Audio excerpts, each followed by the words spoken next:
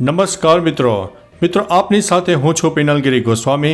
Daily news ચેનલના digital પ્લેટફોર્મમાં તમારું સ્વાગત છે। પ્રથમ વાત કરીશું ગ્રામ્યમાં પીવાના પાણીની સમસ્યા નહીં રહે, ટોલ ફ્રી નંબર જાહેર કરવામાં આવ્યો છે। મુખ્યમંત્રી ભૂપેન્દ્રભાઈ પટેલના નેતૃત્વમાં રાજ્ય સરકારના પાણી પુરવઠા વિભાગ દ્વારા ગુજરાતના શહેરી વિસ્તારોની સાથે ગ્રામીણ વિસ્તારોમાં પણ તમામ ઘરોમાં પીવાનું શુદ્ધ પાણી મળી રહે તે સુનિશ્ચિત કરવામાં આવ્યું છે।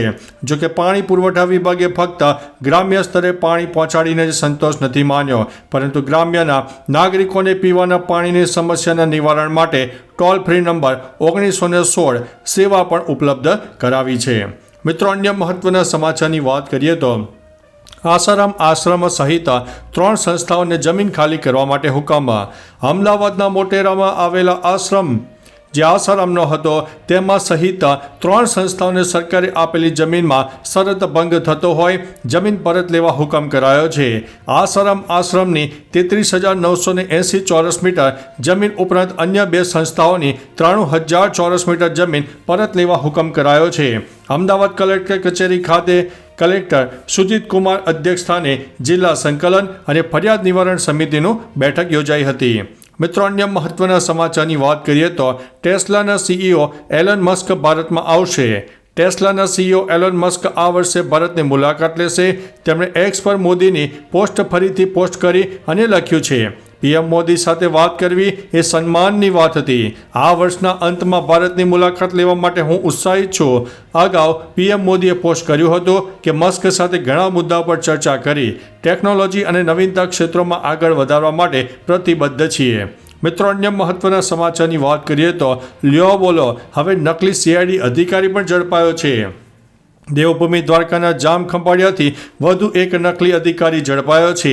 સીઆઈડી અધિકારી હોવાના નકલી ઓળખ કાર્ડ સાથે સ્કોર્પિયો કાર સાથે પોલીસે આ નકલી અધિકારીને ઝડપી પાડ્યો છે। જામ ખંભાળિયા પોલીસે નાઇટ કોમ્બિંગ દરમિયાન ટોલ નાકા પાસે વાહન ચેકિંગ કરતા નકલી અધિકારીનો ભાંડો ફૂટ્યો છે અને નકલી સીઆઈડી અધિકારી દિગ્વિજયસિંહ પરમારને અસલી પોલીસે સકંજામાં લઈ લીધો છે।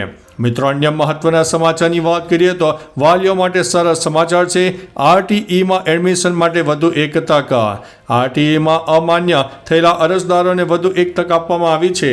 રદ થયેલા અરજદારો ફરીથી અરજી કરી શકશે, તેમાં ડોક્યુમેન્ટના અભાવે જેની અરજી રદ થઈ હશે તે અરજદારો પર 3 દિવસ ડોક્યુમેન્ટ અપલોડ કરી શકશે, એટલે કે 21 થી 23 એપ્રિલ દરમિયાન સમયગાળો આપવામાં આવ્યો છે। મિત્રો, અન્ય મહત્વના સમાચારની વાત કરીએ તો પ્રેમમાં પડતી યુવતીઓ માટે લાલ બત્તી સમાન કિસ્સો સામે આવ્યો છે।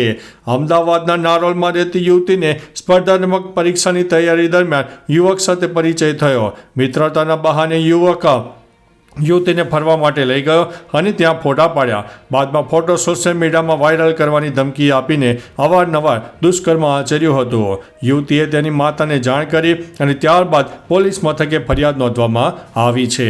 મિત્રો, અન્ય મહત્વના સમાચારની વાત કરીએ તો અમદાવાદમાં વકીલ બ્રિજ પર ટ્રાફિકની સમસ્યા। અમદાવાદ બોપલ વિસ્તારને જોડતા રસ્તા રોડ પર અને ડ્રેનેજની પાઇપલાઇન નાખવાનું કામ એક સાથે શરૂ કરવામાં આવ્યું છે, જેના પગલે રસ્તાઓ વન વે કરી નંખાયા છે। આ વન વે રસ્તા પરથી પસાર થતા વાહન ચાલકોને ભારે હાલાકીનો સામનો કરવો પડી રહ્યો છે। મોટા પ્રમાણમાં વાહનોની અવરજવર હોવા છતાં અહીં ટ્રાફિક પોલીસ તૈનાત કરવામાં આવતી નથી, જેના કારણે દરરોજ ભારે ટ્રાફિક જામનો સામનો કરવો પડે છે। મિત્રો, અન્ય મહત્વના સમાચારની વાત કરીએ તો વીએસ હોસ્પિટલનું સૌથી મોટું કૌભાંડ સામે આવ્યું છે।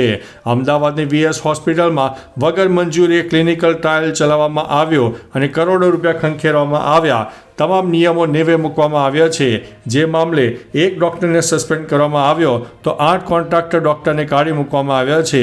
જે અંગે કોંગ્રેસ કોર્પોરેટર રાજશ્રી કેસરીને ધ્યાને આવતા તેમના ફરિયાદ કરવામાં આવી હતી અને ત્યારબાદ તેને લઈને વિજિલન્સ તપાસ ચલાવવામાં આવી હતી।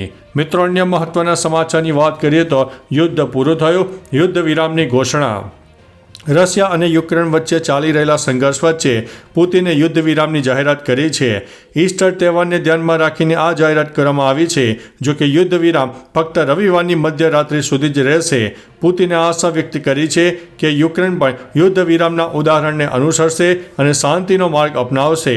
પુતિને સેના પ્રમુખને યુક્રેન નિયમોનું પાલન ન કરે તો સેનાને તૈયાર રાખવાનો પણ નિર્દેશ કર્યો છે। મિત્રો અન્ય મહત્વના સમાચારની વાત કરીએ તો ગુજરાતમાં 2 દિવસ ભારે મોટી આગાહી છે. ગુજરાતમાં હવામાન પલટો આવે તેવી હવામાન વિભાગે આગાહી વ્યક્ત કરી છે. આંધી તોફાનની આગાહી કરવામાં આવી છે. તેમાં તાપમાન ઘટાડો થવાની શક્યતા છે. 2 દિવસ તાપમાન 2 થી 3 ડિગ્રી પણ ઘટવાની શક્યતા રહેલી છે. જ્યારે 7 દિવસ હીટવેવની શક્યતા નહીવત રહેવાની વાત પણ હવામાન વિભાગે જણાવી છે. આજે તારીખ 21 એપ્રિલે સમગ્ર ગુજરાતમાં ધૂળની ડમરી ઉડવાની પણ શક્યતા રહેલી છે. મિત્રો અન્ય મહત્વના સમાચારની વાત કરીએ તો લગ્નના દિવસે પણ યુવતીએ પરીક્ષા આપી હતી. દેવગઢ બારિયાની YS આર્ટ્સ અને KS શાહ કોમર્સ કોલેજની BA સેમિસ્ટર 2ની વિદ્યાર્થીની લક્ષ્મીબેન જયંતિભાઈએ શિક્ષણ પ્રત્યેની પ્રતિબદ્ધતાનું અનોખું ઉદાહરણ પૂરું પાડ્યું છે. દહીકોટ ગામની રહેવાસી લક્ષ્મીબેને 19 એપ્રિલના રોજ તેમના લગ્નના દિવસે પણ પરીક્ષા આપવાનું પસંદ કર્યું. આ ઘટના એવા સમય બની જ્યારે ઘણી વખત સામાજિક રૂઢિઓ શિક્ષણના માર્ગમાં અવરોધ બને છે. મિત્રો અન્ય મહત્વના સમાચારની વાત કરીએ તો 350 જેટલી પેઢીઓમાં 400થી વધુ તરબૂચના નમૂનાની તપાસ કરવામાં આવી છે. ખોરાક અને ઔષધ નિયમન તંત્ર દ્વારા રાજ્યમાં તરબૂચનો વેપાર કરતા વેપારીઓને ત્યાં કલરની હાજરી કે ગેરહાજરી બાબતે તપાસ કરવામાં આવી હતી.